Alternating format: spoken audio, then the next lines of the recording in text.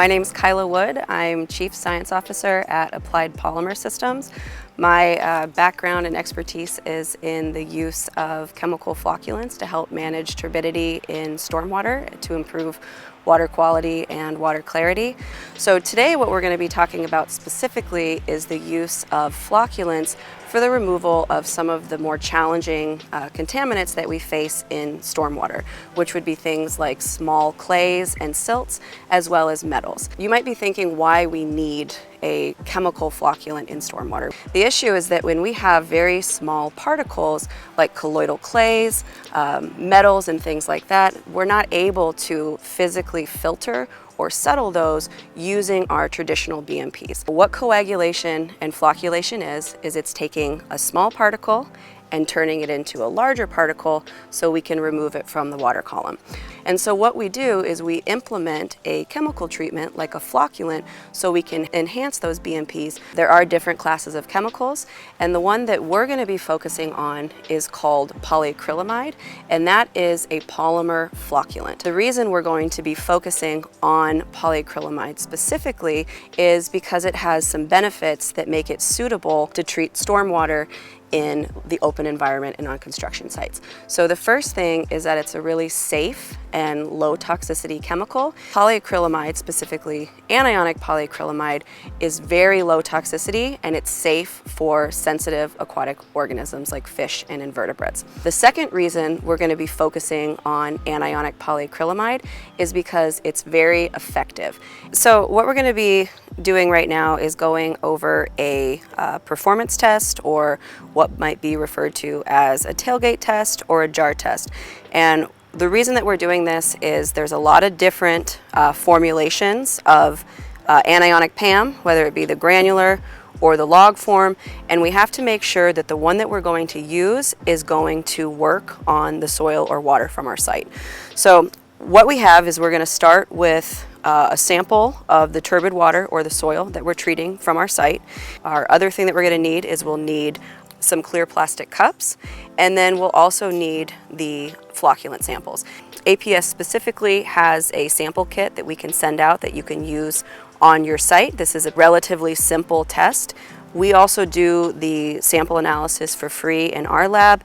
If we do it in our lab, we'll include things like pre-treatment and post-treatment turbidity, water hardness, but really what we're trying to do, and the reason that we can send these kits out and you can do this directly on your site, is you'll visibly be able to see which formulation works and which doesn't. So now that we have our materials, we also want to make sure that we're getting a representative sample of the turbidity that we're trying to manage.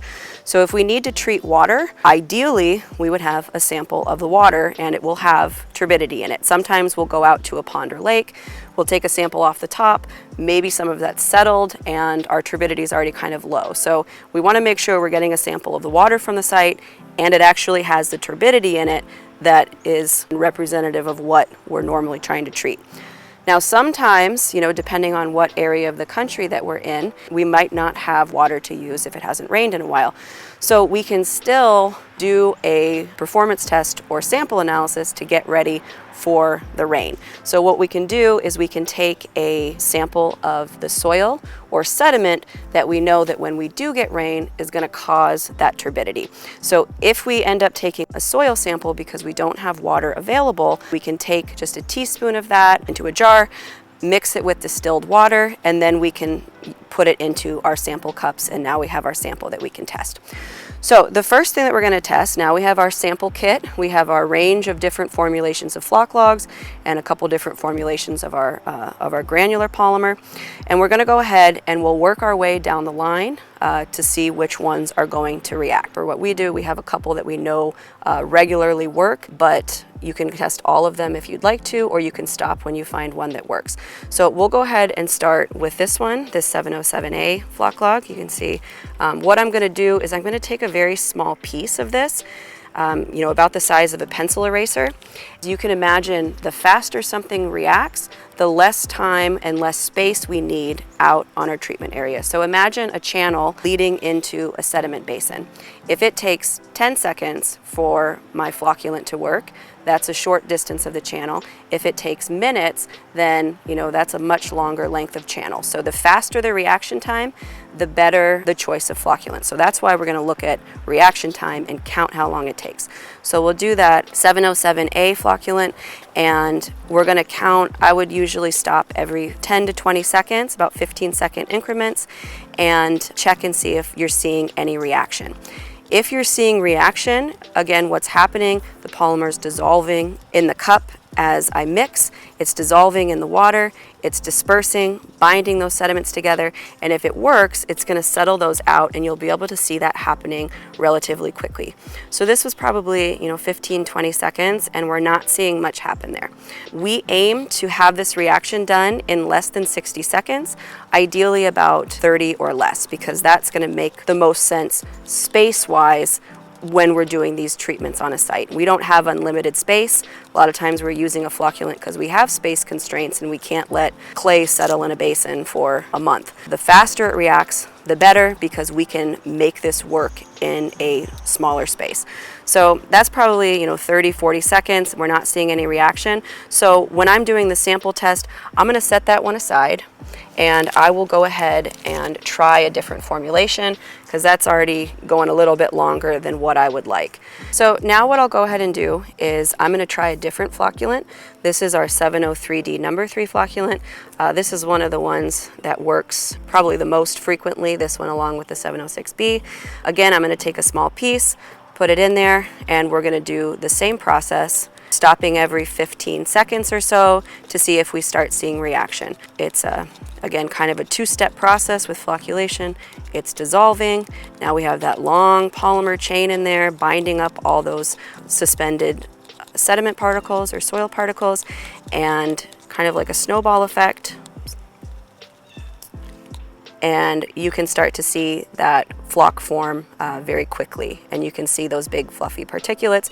And so this is why I say that if you have a turbidity meter, that's great. Do a pre and post treatment, but visually we can do this test on a tailgate, and you'll very easily be able to see which formulation is going to be most effective. So this one, less than 30 seconds, we have some big fluffy flock. I would say that that would be a nice match. This is going to be reactive with the soil and the water from that particular site. Now we could continue going down the line with these to see if maybe there was a faster reaction time, or maybe a larger particulate, or we know that that one is going to help us meet the turbidity goals in most cases. So in addition to the flock log forms, we also very regularly use the granular form of the anionic PAM for water treatment. You would apply the granular to matting in channels or to check structures like rock checks or wattles, and as the water flows over it, it's going to dissolve. So the granular is what the polymer looks like when it's made, and so you can kind of imagine each of these little grains of sand like a ball of yarn. It's a very tightly wound polymer chain that when we put it in the water, it's going to dissolve and unwind, and now it's got all these little charge points on it that can bind to the sediment in the water. So the performance test for the granular is very similar to what we would do with the flocculant log. We're going to use a tiny little pinch, and again, this is much more than what is actually going to be used at site. In reality, one of these little grains would work in probably about half of this water, so a little bit goes a long way. So we're going to add our granular polymer. We're also going to do the same thing. We're going to count every 15 seconds or so. We're going to check and see what the reaction is and see if we start to see those flocks forming. What this is the granular, we hydrate it and form these gel logs. So a lot of these are similar formulations, so it's the same concept that one's not going to work on all. So regardless of what form of PAM we use, whether it's a log form or a granular form, we still need to do the sample analysis. So this one was a little bit slow to react. We're probably 30 plus seconds there. I'd probably move on and try another one just to see if we can get something reacts a little faster. Again, a little tiny pinch. We're not checking dosage here, we're just seeing which formulation works and approximately which one works the fastest. So we'll give this, again, checking every 15 to 30 seconds, looking to see those flocks form.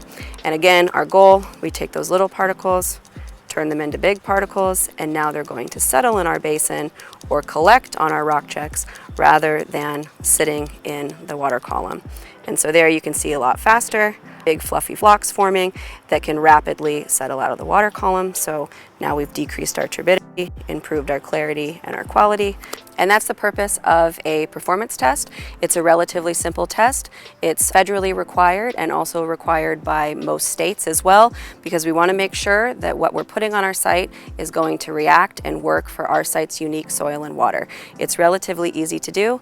We have a sample kit that we can provide for free, and you can get out there and make sure that you're going to have something to remove the turbidity on your site.